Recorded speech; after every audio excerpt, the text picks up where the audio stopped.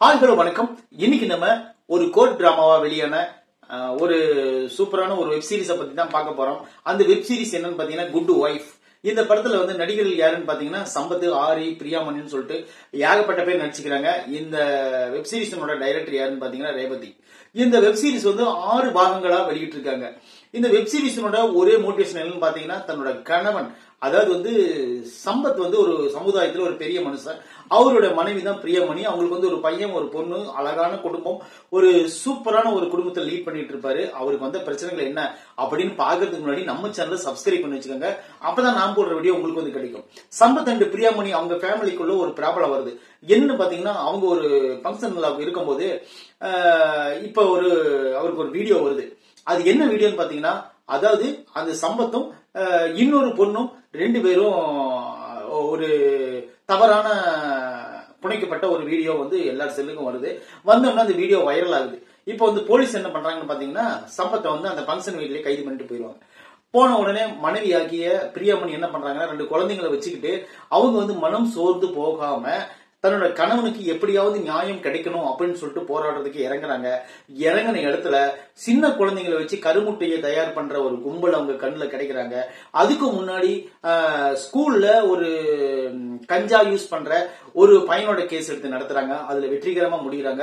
இதுக்கெல்லாம் காரணம் என்னன்னு பாத்தீங்கன்னா லா ஃபார்ம் அப்படிங்கிற ஒரு யூனிட்ல போய் பிரியாமணி அவங்க சேர்றாங்க. சேர்ந்தது அங்கதான் ஆரியும் ஒர்க் பண்றாரு. அவர் மூலியமா தான் அந்த இடத்துக்கு போய் சேர்றாங்க.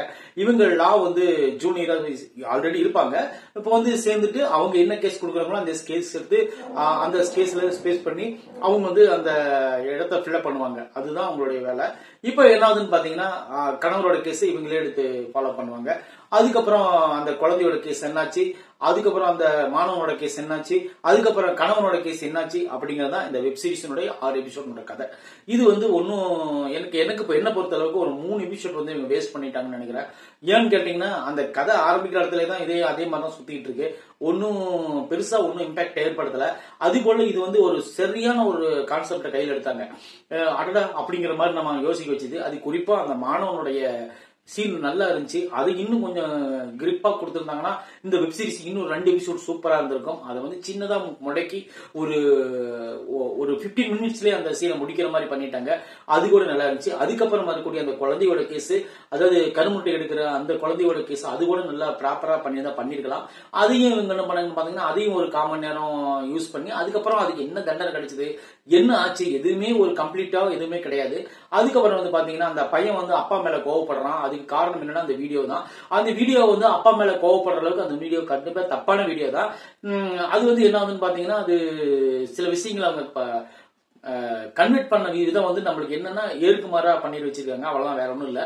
இன்னொரு விஷயம் பாத்தீங்கன்னா பிரியாமணி வந்து சம்பத்தை உண்மையிலேயே லவ் பண்றாங்களா இல்ல என்ன போனா போகுது அப்படின்னு சொல்லிட்டு வாழ்றாங்களா அப்படின்னு சொல்லிட்டு எதுவுமே தெரிய மாட்டேங்குது. ஏன்னா என்னன்னு கேட்டீங்கன்னா அவர் சம்பத் வந்து உண்மையிலேயே அந்த தப்பு பண்ணிருப்பாரு. அதுதான் இந்த படத்தினுடைய, அதாவது பண்ணல இல்ல பண்ணிக்கிறாங்க, வேற ஏதோ ஒண்ணு பண்ணிக்கிறாங்க அப்படின்னு சொல்லியிருந்தா கூட நம்ம வந்து அந்த சீனை ஐயோ தப்பு பண்ணாத போய் மாட்டிக்கிட்டாரு அப்படின்னு சொல்லிட்டு அந்த இம்பாக்ட் நம்மள ஏற்படுத்தும். இவர் என்ன பண்றாருன்னு பாத்தீங்கன்னா அந்த தப்பு பண்ணிட்டு தான் அது தண்டனை அனுபவிக்கிறாரு. அதனால நம்மளுக்கு ஒன்னும் பெருசா தெரிவிக்கல. ஏன்னா தப்பு பண்ண தண்டனை அனுபவிச்சுதானே ஆகணும் அப்படிங்கிற மாதிரி ஒரு சூழ்நிலை ஏற்படுத்துறாங்க. வெளியே வந்தா வராரு, வராட்டி போயிட்டு போறாரு. அந்த கேரக்டர் நம்ம அப்படிதான் பார்க்க தோணுது. அதுக்கப்புறம் என்னன்னு பாத்தீங்கன்னா இவர் வந்து கூட வேலை செய்யற ஆரி அவங்க இருக்கிறாங்க. அப்புறம் இன்னொரு கேரக்டர் இருக்கிறாங்க, அவங்க நேகா, அவங்க கேரக்டர் அவங்க தான் சீனியரா வருவாங்க. இப்ப என்ன வந்து பாத்தீங்கன்னா ஆரி வந்து ஒன் சைடா கிளாஸ்மேட், அவங்க ஒன் சைடா லவ் பண்ணிட்டு இருப்பாங்க பிரியாமணியா. அதெல்லாம் பின்னாடி வரும். இப்ப என்ன வந்து பாத்தீங்கன்னா ஆரியும் நல்லா சரியா பயன்படுத்தாம விட்டுட்டாங்களோ அப்படின்னு தோணுது. ஏன்னா ஒரு 5 எபிசோடுக்கு வந்து ஆரி வந்து ஒரு பொம்மையாட்டம் தான் பயன்படுத்திக்கிறாங்க. பிரியாமணி தான் லீட் ரோல் எடுத்து நடிச்சுக்கிறாலும் கூட சீனுக்கு சீன் அவங்க தான் இருக்காங்க, பிரியாமணி தான் இருக்காங்க. ஆனா இருந்தாலும் இந்த வெப் சீரிஸ் வந்து வேகமாவே போகல. ஏன்னா ஒரு 36 நிமிஷம் ஒரு எபிசோடு 36 to 40 அந்த கேப்ல தான் இருக்கு.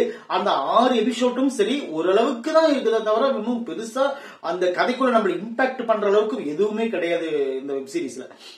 சம்பத்து கூட கடைசியில ஒரு கிளைமேக்ஸ்ல வந்து ஒரு சம்பவம் பண்ணுவாரு. இவரு ஏன் இப்படி தப்பு பண்ணாரு அப்படிங்கிறதுக்கு ஒரு நியாயமான ஒரு விசாரணை பண்ணுவாங்க. அதுக்கு வந்து அவர் தப்பு தான் பண்ணிருக்காரு. தப்பு பண்ணது இப்ப கரெக்டா தெரிஞ்சு போச்சு. ஏன்னா ஒரு மனுஷன் அவன் தப்பு பண்ணிட்டானா அதுக்கு உண்டான நியாயம் அவனுக்கு கிடைச்சுதான் ஆகும், தண்டனைனாலும் அது கிடைச்சுதான் ஆகும். அந்த தப்பு பண்ண மனுஷனை ஏன் காப்பாத்தணும்னு இப்படி துடிக்கிறாங்கன்னு தெரியல. அது போல இந்த படத்துல வரக்கூடிய வசனங்கள் எல்லாம் ஓரளவுக்கு நல்லா இருந்துச்சு. பேக்ரவுண்ட் மியூசிக் உண்மையிலே நல்லா இருந்துச்சு. இந்த வெப்சீரிஸினுடைய மொத்தம் 6 பார்ட்டும் சரி, நீங்க மொத்தமாவே பாத்தீங்கன்னா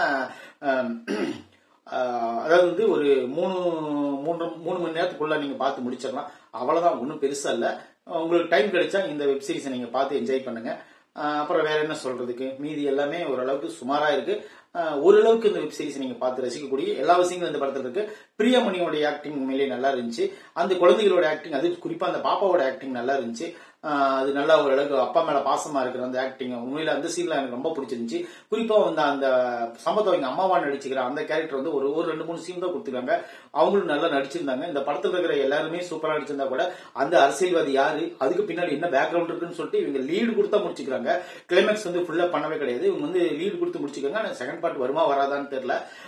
இது பார்த்தவர்களும் ஓரளவுக்கு சுமாரா தான் இருக்கு. நான் ஓப்பனா சொல்றேன், இது வந்து ஓரளவுக்கு நீங்க சுமாரான டிராமா தான். ஒன்னும் பெருசா நம்மள இம்பாக்ட் பண்ற அளவுக்கு எல்லாம் டிராமா கிடையாது. உங்களுக்கு டைம் கிடைச்சா பார்த்து என்ஜாய் பண்றதுடைய எல்லா விஷயங்களும் அந்த வெப் சீரிஸ்ல இருக்கு. ஒரு டைம் பார்த்து என்ஜாய் பண்ணலாம், அவ்வளவுதான். நம்ம விமர்சனம் பிடிச்சிருந்தா கண்டிப்பா நம்ம சேனலை சப்ஸ்கிரைப் பண்ணிச்சுக்கோங்க. நன்றி.